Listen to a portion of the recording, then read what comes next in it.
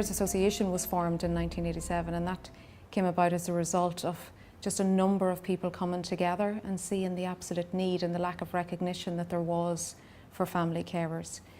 So the organisation was formed in 1987, and since then it remained a relatively small organisation for quite a long time.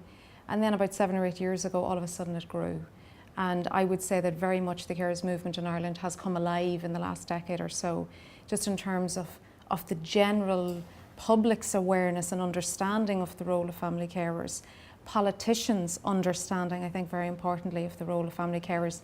I remember that when I joined this sector about 6, 7 years ago, we were still struggling with politicians who would stand up and give speeches on family carers, but actually spend the whole speech talking about paid care workers and didn't themselves understand the difference.